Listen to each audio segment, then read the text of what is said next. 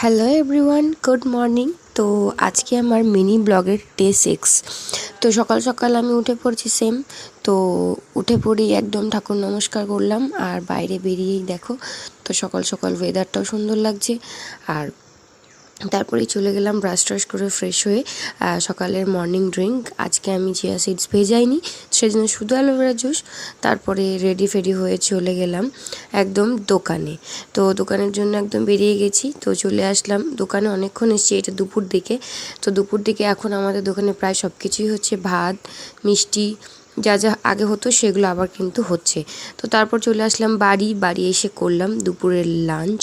তারপরে একটুখানি ঘুমিয়ে তারপরে বিকেলে একটু চা খেয়ে চলে গেলাম আবার দোকানে। তো দোকানে গিয়েই দেখতে পাচ্ছ কালকে বৃষ্টি হয়েছিল, তো বৃষ্টি। আর তারপরে ফিরলাম বেশ কিছুক্ষণ পর বাড়ি, সারলাম ডিনার। আজকের মতন মিনি ব্লগ দেখানি, টাটা।